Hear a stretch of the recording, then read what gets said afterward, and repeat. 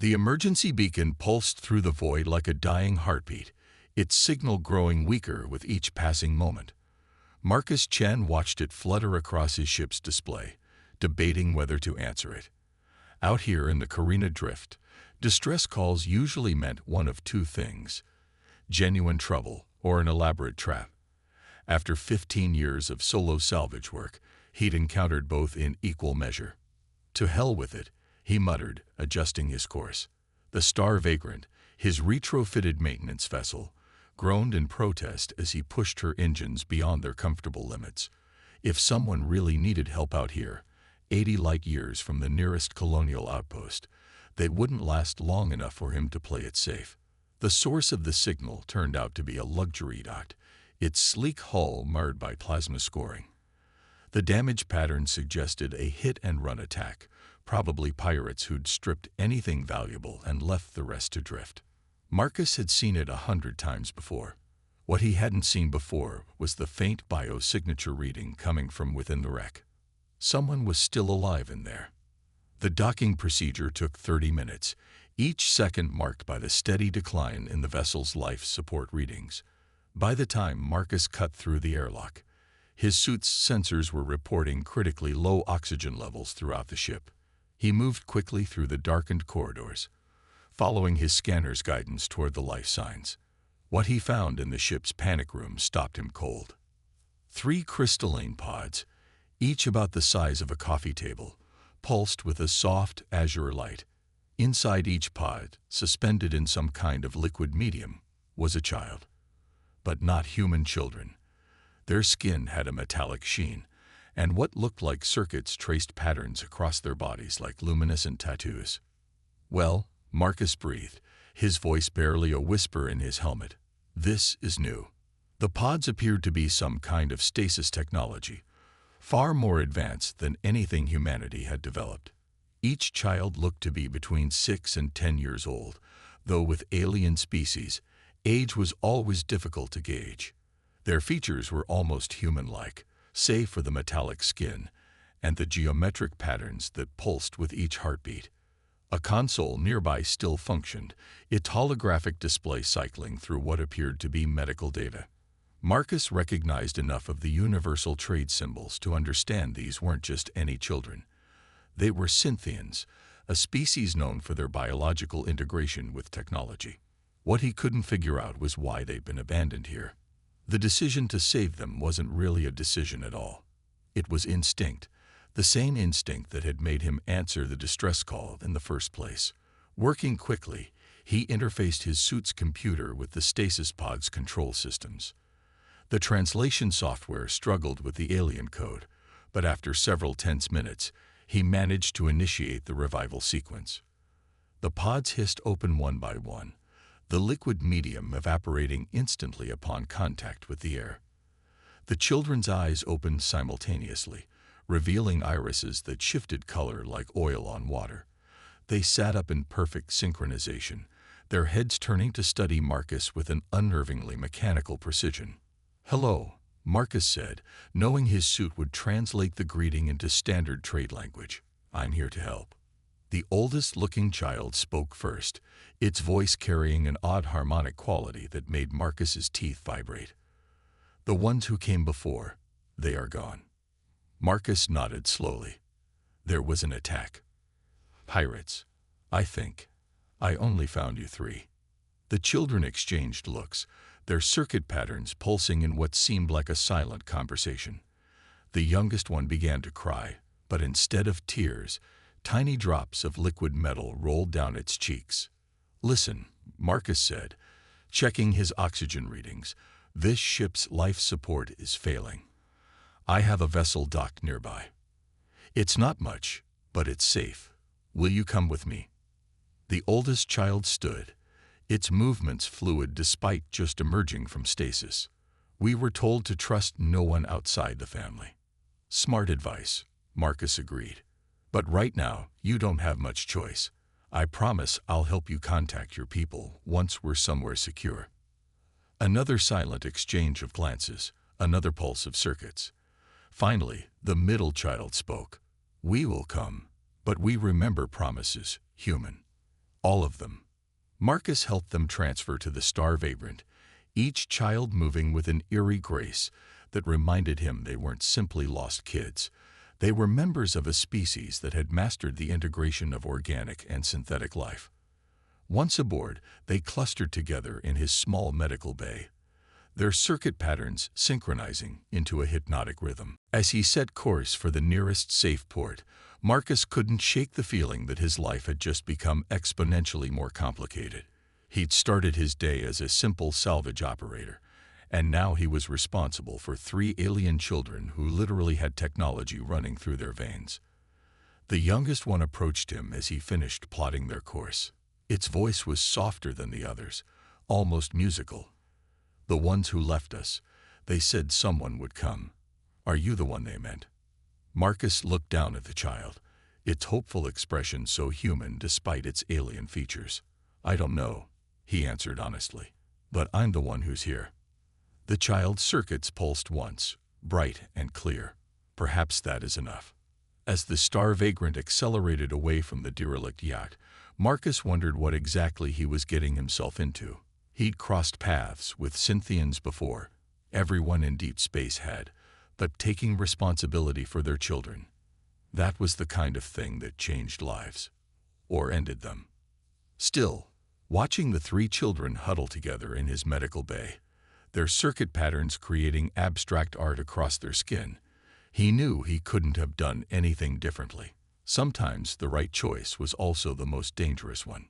6 months into his unexpected guardianship, Marcus discovered that raising Cynthian children was like trying to maintain a quantum engine with chopsticks. Theoretically possible, but practically insane. The cramped quarters of the star vagrant had become a maze of improvised adaptations, each designed to accommodate the unique needs of his 3 charges. Aria, the eldest, had taken to reorganizing his ship's systems while he slept. He'd wake to find entire control interfaces rewritten in Cynthian code, more efficient but completely incomprehensible, until she deigned to translate. Nova, the middle child, spent hours interfacing with the ship's sensors, expanding their range far beyond factory specifications. And Pulse, the youngest, had developed an unsettling habit of merging with the ship's maintenance drones, piloting them through the ventilation system on what he called exploration missions. Today, Marcus stood in what used to be his cargo hold, watching as Aria demonstrated her latest modification. Her circuit patterns glowed bright silver as she interfaced with a jury-rigged assembly of spare parts and salvage tech. "It's a neural harmonizer," she explained, her voice carrying that familiar synthetic resonance, "to help us adapt to human brainwave patterns." Marcus crossed his arms, trying to look stern despite his growing curiosity. "And you built this from my spare parts because you think too slowly," Nova interjected from her perch atop a storage crate. Her own circuits pulsed blue with amusement. "We want to understand you better." "I think just fine," Marcus protested, but he couldn't help smiling. The children's directness was refreshing, even when it stung his pride. "Besides, I'm managing to keep up with you 3, aren't I?" Pulse emerged from a ventilation duct, his small form wrapped in a maintenance drone's articulated arms. "You try very hard," he said diplomatically, his circuits shifting to a gentle green. "But your processing speed is limited by your organic nature." Marcus had learned to translate their technical terminology into emotional context. When they talked about processing speeds and neural harmonics, what they really meant was connection, understanding, family. The Cynthians viewed technological and emotional integration as inseparable concepts. "Speaking of processing," Marcus said, checking his datapad, "we're due to dock at Waypoint Station in 6 hours. Time for your weekly diagnostic checks." The children groaned in perfect unison, their circuits flickering with dismay. The station's medical bay was equipped to handle their unique physiology, but the doctors there treated them like fascinating specimens rather than children. Marcus hated it too, but he promised the Colonial Authority he'd maintain proper medical documentation if he wanted to keep his temporary guardianship. I know," he sighed, But it's either this or we turn around and head straight for the nearest Cynthian embassy. That threat always worked. The children's circuits pulsed red with alarm before settling into resigned purple hues. None of them had ever explained exactly why they feared returning to their people, but Marcus had learned not to push. Some truths needed time to emerge. Later, as they approached the station, Marcus found Aria in the cockpit, her hands hovering over the navigation controls without touching them. Her circuits were interfaced directly with the ship's systems, guiding their approach with inhuman precision. "You're getting better at that," he observed, dropping into the co-pilot's seat. "The ship trusts me now," she replied. "Like you do." Marcus felt something catch in his throat. "Yeah, well, you three haven't tried to space me yet, so I figure you're probably trustworthy." Aria's circuits rippled with what he'd learned to recognize as laughter. "We decided against spacing you during the first week. Too inefficient. We'd have to learn to cook for ourselves. Glad to know I'm useful for something." He watched as she guided them into the docking sequence, her movements fluid and confident. "You know, when I found you kids, I thought I was just doing a simple rescue. Never imagined that you would become our primary caregiver unit." Her circuits pulsed softly. "We did not imagine accepting a human as our guardian either. Yet here we are." "Here we are," Marcus echoed. "Speaking of which, there's something I've been meaning to ask you three. I've been looking into making this arrangement more permanent, if you want." Aria's hands froze above the controls, her circuits flashing through a rainbow of colors. Through the ship's internal sensors, Marcus could detect similar reactions from Nova and Pulse in their quarters. "You wish to formalize the guardian bond." Aria's voice carried an unfamiliar tremor. "Despite our differences, despite not knowing why we were abandoned." Marcus shrugged, trying to keep his voice casual despite his pounding heart. "Way I see it, family's about who you choose, not who chose you. And I choose you three, complications and all, if you'll have me." Aria's circuits settled into a deep, warm gold, a color he'd never seen before. "We will need to discuss this as a unit. Take your time," Marcus said, standing to leave her to her thoughts. "We've got all the time in the stars." As he headed for his quarters, he heard the familiar sound of small feet in the ventilation system and smiled. Whatever their decision, these past 6 months had taught him more about family than the previous 40 years of his life. Sometimes the universe's greatest gifts came wrapped in the strangest packages, or in his case, in stasis pods on an abandoned yacht. The Cynthian warship appeared without warning, materializing from quantum space directly above Waypoint Station. Its hull gleamed like liquid mercury, covered in the same circuit patterns that adorned Marcus's children. As alerts blared through the station's corridors, Marcus knew with gut-wrenching certainty that his time was up. Aria detected the ship first, her circuits flashing crimson as she interfaced with the star vagrant sensors. "They found us," she whispered, her voice carrying an unfamiliar note of fear. "The Sovereign Collective has found us." Marcus watched as Nova and Pulse huddled closer to their sister, their circuits synchronizing into a defensive pattern. In the years since he'd rescued them, he'd never seen them this terrified. "Talk to me," he said, keeping his voice steady despite his racing heart. "Who exactly are these people?" Before any of the children could answer, the station's comm system crackled to life. A voice that seemed to exist somewhere between organic and synthetic filled the air. "This is Archon Mother Celestria of the Sovereign Collective. We demand the immediate return of the Royal Heirs. Resistance will be met with appropriate force." Royal Heirs. The words hit Marcus like a physical blow. He turned to the children, seeing them in a new light. "Your royalty. We are experiments," Nova corrected, her circuits pulsing with distress. "The Collective's attempt to create perfect rulers through technological enhancement. When we failed to meet specifications, we were scheduled for decommission." Decommission. Marcus felt sick. They were going to kill you. Their own children. "Not kill," Pulse said quietly. "Repurpose. Our biological components would be recycled, our neural patterns archived for study. The collective does not waste resources.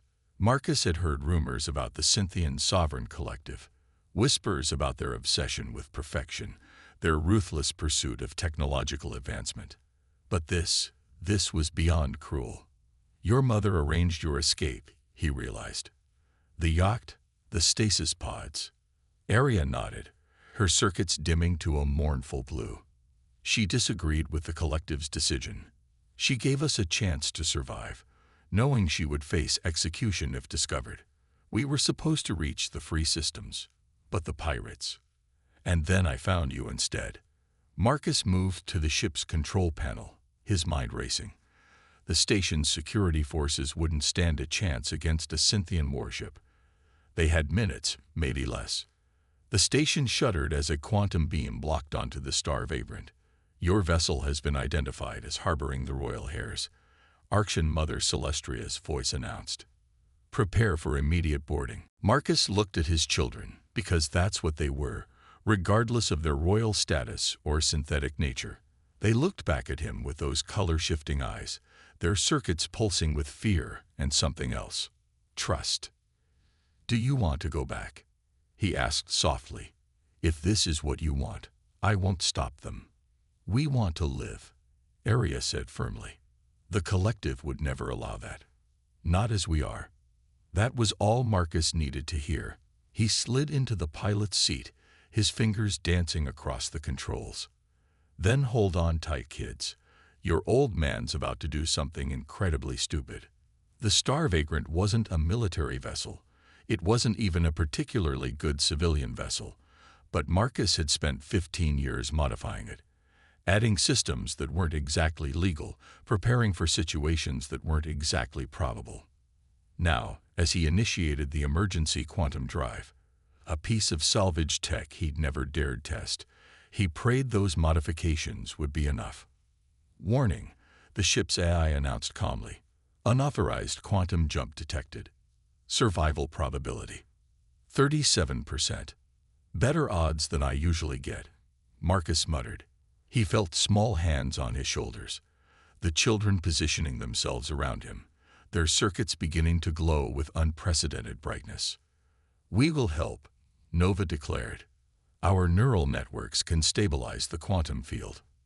Together, Pulse added, his young voice strong despite his fear. Marcus nodded, feeling the children's synthetic consciousness merge with the ship's systems, creating something entirely new. All right, family, he said, managing a grin. Let's show the collective what happens when they mess with the Chens. The quantum drive engaged with a sound like reality tearing. Through the view screen, Marcus watched the massive Scythian warship grow larger, its boarding beams still locked onto them. Then, just as the first boarding pod was about to attach, the Star Vagrant vanished into quantum space. They had escaped, for now. But Marcus knew this was just the beginning. The collective wouldn't stop hunting their failed experiments, and the galaxy was only so big. Eventually, they would have to make a stand. As the ship hurtled through quantum space, its systems barely holding together, Marcus felt Arya's hand squeeze his shoulder. We chose correctly, she said quietly. When we chose you. Yeah. Well, Marcus replied, blinking away unexpected tears.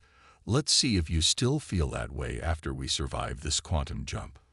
I hear being scattered across multiple dimensions can really strain a family relationship. The children's laughter, a beautiful blend of organic and synthetic tones, filled the cockpit. Whatever came next, whatever the collective threw at them, they would face it together. Because that's what families did. Even families that were cobbled together from spare parts, royal refugees, and one stubbornly optimistic human mechanic. The Free Systems refugee station looked like it had been built from leftover parts of a dozen different civilizations, which, Marcus reflected, was probably exactly what had happened.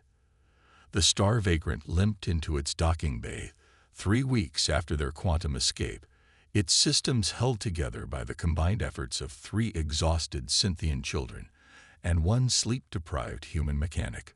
Home sweet home, Marcus announced, powering down the struggling engines. At least for now. The children's circuits pulsed weakly, their energy reserves nearly depleted from maintaining the ship's quantum field stability during their desperate flight. They had pushed themselves beyond their limits, and Marcus worried about the long-term effects of such strain on their hybrid physiology. The refugee station's medical bay was better equipped than most to handle unique cases, but even their advanced facilities seemed primitive compared to what the children were used to. As Marcus watched the doctors examine them, he couldn't shake the feeling that they were running out of options. Their synthetic components are showing signs of degradation, the chief medical officer explained, her holographic displays showing complex diagnostic data. Without access to Synthian maintenance protocols, we can only slow the process, not stop it. Marcus felt his heart sink. How long? 6 months, maybe less. She looked at him with genuine sympathy. I'm sorry, but they need their own people's technology. The collective. The collective will destroy them, Marcus interrupted. You don't understand what they're running from. A soft voice came from behind them. But we do. Marcus turned to find a tall Synthian woman standing in the doorway, her circuit patterns glowing with a subtle elegance that spoke of high status. Unlike the aggressive patterns of the collective's worship, hers seemed almost peaceful. I am Lyra, she said, her voice carrying the same harmonic quality as the children's. Once I served as the collective's chief engineer. Now, like you, I am a refugee. The children's circuits flared with recognition. Nova spoke first, her voice trembling. You worked with our mother. Lyra's circuits pulsed with confirmation. Your mother was my friend. She knew the price of defying the collective, but she paid it willingly to save you. She turned to Marcus. And now I understand why she believed so strongly in your potential. She saw what the collective refuses to see, that imperfection is not weakness. Before Marcus could respond, alarms blared throughout the station. On the medical base screens, multiple quantum signatures appeared. Collective warships, dozens of them, surrounding the station in a perfect sphere of gleaming metal. They're not just here for the children anymore, Lyra said grimly. The collective has declared this station a haven for deviant elements. They mean to make an example of everyone here. Marcus looked at his children, seeing the fear in their color-shifting eyes. But there was something else there too. Determination. They had grown stronger during their time with him, not in the way the collective demanded, but in their own unique way. There's another option, Aria said suddenly, her circuits brightening with purpose. The neural harmonizer we built, it wasn't just for understanding human thoughts. It was preparation. Preparation for what? Marcus asked, though part of him already knew the answer. For proving the collective wrong, Nova continued. About humans, about imperfection, about everything. Pulse moved to one of the medical bay's terminals, his small hands hovering over its surface. We can broadcast our neural patterns to every Synthian ship out there. Show them what we've learned, what we've become. Not failed experiments, but something new. It could kill you, Lyra warned, her circuits flickering with concern. Your systems are already strained. Everything worth doing carries risk, Marcus said, echoing words he'd once heard from a small voice in a ventilation duct. But we do it together. The children moved as one, their circuits synchronizing into a pattern Marcus had never seen before. Lyra gasped, her own circuits responding involuntarily to whatever signal they were generating. The collective believes that perfection comes from eliminating variance, Aria announced, her voice stronger than ever. But we have learned that true strength comes from adaptation, from change, from... She looked at Marcus, her circuits glowing with affection. From family. The neural harmonizer activated, channeling the children's combined consciousness through the station's communication array. Marcus watched in awe as their message spread, causing the circuit patterns of every Synthian ship to fluctuate wildly. But something was wrong. The children's circuits were flaring too brightly, their systems overloading from the effort. Marcus moved to stop them, but Lyra held him back. Wait, she whispered. Look. The collective ships were changing. Their aggressive formations wavered as the children's message reached their crews, not just data, but experience, emotion, the pure truth of what it meant to be both synthetic and organic, both perfect and flawed. In the medical bay, 3 small bodies collapsed as their circuits dimmed to dangerous levels. Marcus rushed to catch them, his heart pounding with fear. "What have you done?" he demanded. Aria's eyes flickered open, her circuits pulsing weakly. "We showed them what you showed us. That love is stronger than programming." The station's screens lit up with incoming transmissions. Ship after ship of the collective fleet was standing down, their crews affected by the children's broadcast. But Marcus barely noticed, too focused on the fading circuit patterns of his family. "Stay with me," he pleaded, holding them close. "Please, just stay with me." In the days that followed, the refugee station's medical bay became a convergence point for 2 civilizations. Human doctors worked alongside Synthian engineers who had defected from the collective, all fighting to save 3 children who had dared to challenge an empire's definition of perfection. Marcus hadn't left their side. He sat between their medical pods, watching their circuit patterns flutter weakly like dying stars.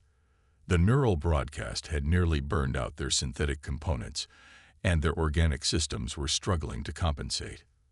"Their message reached further than we imagined," Lyra said softly, approaching with her daily report. "Nearly 40% of the collective's ships have declared independence. They're calling it the Great Evolution." "Great Evolution won't mean much if they don't survive," Marcus replied, his voice rough from lack of sleep. He touched the pod where Pulse lay unconscious, his smallest child looking more fragile than ever. "Any progress?" Lyra's circuits pulsed with cautious optimism. "The Synthian engineers have proposed something unprecedented, a fusion of their recovery protocols with human medical technology. It's never been attempted." "Why not?" "Because the collective believes human technology is inferior. But your children proved that assumption wrong. Their neural harmonizer, it shouldn't have worked, but it did. They adapted human neural patterns into something entirely new." Marcus looked at his children, remembering all the times they had surprised him with their innovations, how they had taken his salvaged parts and created wonderful things. "What are the risks?" "We would need to temporarily separate their organic and synthetic components," Lyra explained. "The human doctors would stabilize their biological systems while we repair their synthetic elements. But the reintegration, there's no guarantee their consciousness would remain intact. They could lose their memories. They could lose everything they are." Lyra's circuits dimmed, "or they could emerge stronger than ever, like they've always done." Marcus stood, his decision made. "Do it. They risked everything to show the collective a better way. We owe them the same courage." The procedure took 3 days. Marcus watched through observation windows as human hands and Synthian technology worked in harmony, mirroring the very unity his children had fought to prove possible. On the 4th day, as the station's artificial dawn broke, they began the reintegration process. Aria was first. Her circuits sparked to life slowly, creating patterns Marcus had never seen before, a perfect blend of geometric Synthian precision and organic randomness. Her eyes opened, color-shifting irises focusing on him. "Dad?" she whispered, using the human word instead of their usual designation. Marcus grabbed her hand, feeling the familiar hum of her synthetic components against his skin. "I'm here, sweetheart. How do you feel?" "Different. Better." Her circuits pulsed with wonder. "I can feel both sides now. Not fighting each other. Dancing." Nova and Pulse followed, each awakening to their new integrated state. Their circuit patterns, once identical to all Synthian children, had evolved into unique designs that reflected their individual experiences. They were living proof that diversity bred strength. 2 weeks later, Marcus stood with his family on the Star Vagrant's observation deck, watching as a fleet of ships gathered around the station. But these weren't collective warships. They were the vessels of those who had chosen to follow his children's example, seeking a new way of life. "The collective has officially recognized our independence," Lyra announced, her circuits bright with satisfaction. "They're calling us the Harmony Faction, the first true human Synthian cooperative society." "They still think in factions," Pulse observed, his new circuit pattern swirling with amusement. "They'll learn eventually." Nova, who had taken to wearing a modified human mechanics jumpsuit, looked up at Marcus. "Will we stay here, help build something new?" "That's up to you," Marcus replied. "You're not experiments anymore. You're not refugees. You're just you, and that's perfect enough for me." Aria took his hand, her synthetic touch now carrying a warmth it never had before. "We are who we choose to be," she said. "And we choose to be your children, if you'll still have us." Marcus looked at his family. 3 miracle children who had merged the best of 2 species, a former collective engineer who had helped save them, and his battered old ship that had carried them through it all. This wasn't the family he'd imagined for himself, back when he was just a lonely salvage operator answering a distress call. It was better. "I chose you the moment I found you," he said. "Everything since then has just proved I made the right choice." The children's circuits pulsed with joy, their patterns synchronizing one last time. Not in the perfect uniformity the collective had demanded, but in a harmony of differences that made them stronger together. Outside the viewport, more ships arrived, carrying others who sought to bridge the gap between organic and synthetic, between human and Synthian. They had started as accidents of fate, abandoned royalty, and a solitary mechanic brought together by chance. But they had become something more, something new, something that proved that family wasn't about matching patterns or perfect programming. It was about choosing each other, again and again, no matter what the universe threw at you. And in the end, that was the only perfection that mattered.